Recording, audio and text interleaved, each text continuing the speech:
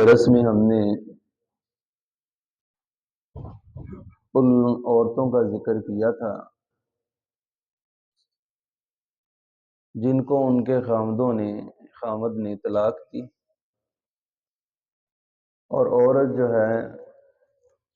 اس کے ساتھ حق مہر مقرر نہیں کیا تھا،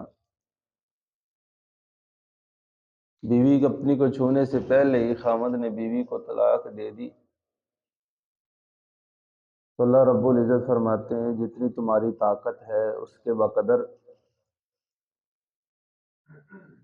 اپنی جس بیوی کو جس کو تم نے طلاق دی ہے اس کو حق مہر تو آپ نے مقرر نہیں کیا تھا، جتنی تمہارے پاس طاقت ہے اس کے بقدر اس کو فائدہ پہنچاؤ، پیسے کی صورت میں، کسی چیز کی صورت میں سے کچھ دو، جتنی تمہارے پاس طاقت ہے، امیر اپنی طاقت کے مطابق، غریب اپنی طاقت کے مطابق۔ اور وہ عورت جس کو خامد نے چھو لیا ہے، چھونے سے پہلے طلاق دی لیکن اس کے ساتھ حق مہر مقرر کیا تھا، ابھی اس کے پاس نہیں آیا تو اس کو طلاق دے دی، تو اب حق مہر سے نصف دینا فرض ہے، اور اس سے زائد اگر دے دے، سارا دے دے، تو اس کی اپنی خوشی ہے اور تقوی کے زیادہ قریب ہے۔ اگر وہ عورت معاف کر دے، کہتے میں نے کچھ نہیں لینا، تو یہ بھی عورت کیا حق ہے، وہ معاف کر سکتی ہے، اللہ نے اس کو اجازت دی ہے۔ اور اس کے درمیان میں اللہ رب العزت نے نماز کا جو ہے بیان کیا تھا، خاص طور پہ نماز عصر کا، کہ اس کو پابندی کے ساتھ ادا کرنا ہے، اور پھر ساری نمازوں کو ان کی حفاظت کرنی ہے، چاہے تم میدان جنگ میں کیوں نہ ہو، خوف کی جگہ ہی کیوں نہ ہو، وہاں بھی نماز کو نہیں چھوڑنا۔ یہاں اللہ رب العزت نے ان عورتوں کا ذکر کیا ہے جن کے خامد فوت ہو گئے اور وہ بیوہ ہوگی عورتیں۔ پیچھے اللہ رب العزت نے ان کی عدت بیان کی تھی 4 مہینے 10 دن، کہ بیوہ عورت جو ہے اس کی عدت 4 مہینے 10 دن ہے۔ متعلقہ عورتوں کے بارے میں بھی آپ نے سن رکھا ہے کہ ان کی عدت کیا ہے، تو یہاں اللہ رب العزت نے اس کی عدت میں کچھ اضافہ کیا کہ اگر خامد وصیت کر جائے کہ میرے مرنے کے بعد میری اس بیوی کو جو ہے بیوہ ہو گئی، میرے مرنے کے بعد اس کو 1 سال تک اس گھر میں رہنے دیا جائے، وہ وصیت کر جاتا ہے، تو اس کے بارے میں اللہ رب العزت فرماتے ہیں والذین یتوفون منکم ویذرون ازواجا، اور وہ لوگ یتوفون جب فوت ہو جائیں تم میں سے اور بیویاں چھوڑ جائیں، وصیۃ لازواجہم، اپنی بیویوں کے لیے وصیت کر جائیں، متاعا الحول، 1 سال تک کہ وہ فائدہ اٹھا لیں، اسی گھر میں رہیں، ان کا نان و نفقہ، تمام اخراجات اس کے ورثاء ادا کریں، غیر اخراج، انہیں اس گھر سے نکالا نہ جائے۔ فَإِنْ خَرَجْنَ فَلَا جُنَاحَ عَلَيْكُمْ، اگر وہ خود نکل جائیں اس کے باوجود بھی، پھر تم پر کوئی گناہ نہیں ہے۔ 4 مہینے 10 دن اپنی عدت گزاری، وہ اس گھر سے کسی اور گھر میں شفٹ ہونا چاہتی ہے تو پھر تم پر کوئی گناہ نہیں ہے۔ فَلَا جُنَاحَ عَلَيْكُمْ فِي مَا فَعَلْنَ فِي أَنفُسِهِنَّ مِن مَّعْرُوفٍ، بس نہیں ہے گناہ تم پر جو انہوں نے کیا اپنے نفسوں کے بارے میں اچھے طریقے کے ساتھ، معروف طریقے کے ساتھ، آگے وہ نکاح کرنا چاہتی ہیں تو انہیں اجازت ہے۔ واللہ عزیز حکیم، اللہ غالب حکمت والا ہے۔ ایک وہ عورت جس کو خامد نے چھوا ہی نہیں تھا کہ خامد فوت ہو گیا اور وہ بیوہ ہو گئی، اس کے بارے میں شریعت کیا کہتی ہے؟ رسول اللہ صلی اللہ علیہ وسلم کے پاس ایک ایسا کیس ہے، فروہ بن واشق رضی اللہ تعالی عنہ، ان کا خامد فوت ہو گیا ان کے پاس آنے سے پہلے، تو رسول اللہ صلی اللہ علیہ وسلم نے حکم دیا کہ اس عورت کو اس خامد نے جو حق مہر مقرر کیا تھا وہ پورا ادا کیا جائے، اور پھر یہ عورت اسی گھر میں رہے گی، اور تیسرے نمبر پہ رسول اللہ صلی اللہ علیہ وسلم نے فرمایا کہ اس عورت کے لیے خامد کی جتنی وراثت ہے اس کی یہ حقدار بھی ہے، اس کی حقدار بھی ہے۔ ایسی عورت جس کو اس نے خامد نے چھوا ہی نہیں تھا، وہ چھونے سے پہلے ہی فوت ہو گیا، تو اس کو تمام وہ حقوق رسول اللہ صلی اللہ علیہ وسلم نے فرمائے، حکم دیا، اس کو حق دیا کہ وہ خامد کے مال سے جتنا اس کا حق مقرر کیا اسلام نے وہ لے وراثت کا، اور اسی طرح اس کا جو اخراجات ہیں وہ ورثاء کے ذمے، اور اسی طرح حق مہر اس کو پورا ادا کیا جائے۔ تو یہاں اللہ رب العزت نے اس بات کو بیان کرنے کے بعد فرمایا وَلِلْمُطَلَّقَاتِ مَتَاعٌ بِالْمَعْرُوفِ، متعلقہ عورتیں جن کو طلاق دی گئی ہے، متاع بالمعروف، آپ ان کو ان کے ساتھ فائدہ دیں، ان کو اچھے طریقے کے ساتھ۔ یعنی اگر پیچھے ہم نے بیان کیا تھا کہ بیوہ عورت ہے، فوت ہوگی تو اگر اس کو چھوا نہیں ہے، یعنی وہ عورت جو متعلقہ ہوگی اس کو چھوا نہیں اس کے خامد نے،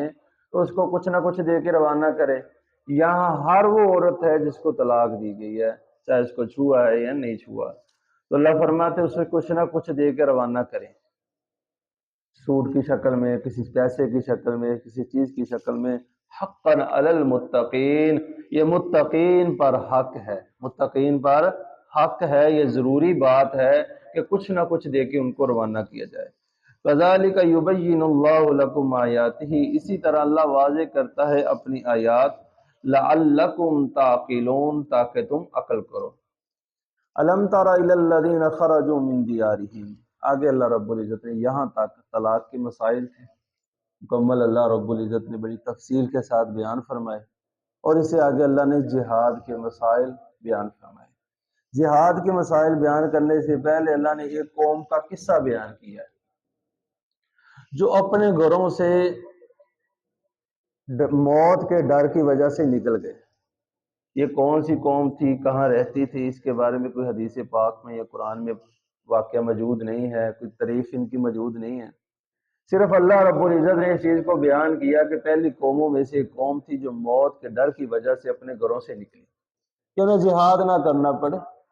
لڑائی نہ کرنی پڑے، اگر لڑے جہاد کیا تو جان جائے گی،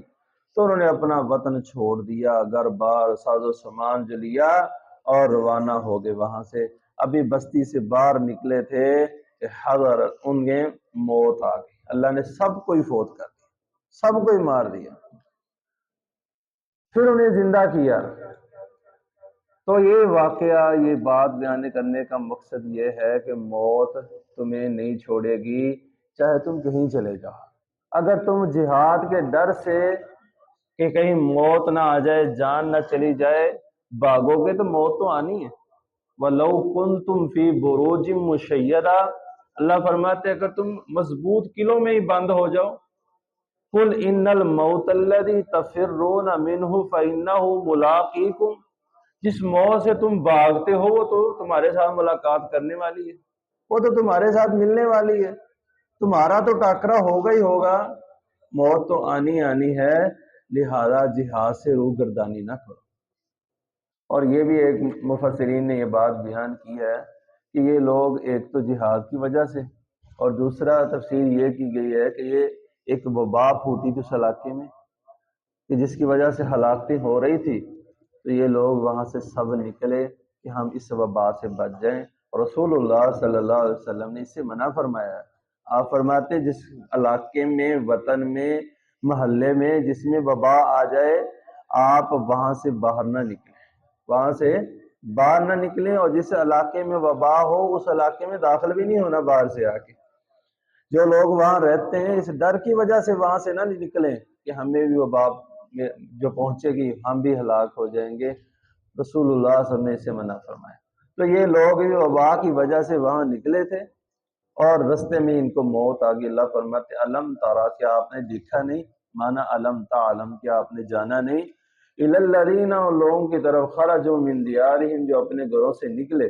وہم الوف، وہ ہزاروں کی تعداد، بڑی ہزاروں کی تعداد کے میں وہ اپنے گھروں سے نکلے، حضر الموت، موت کے ڈر کی وجہ سے، فقال لهم اللہ موتوا، بس کہا اللہ نے ان کو مر جاؤ،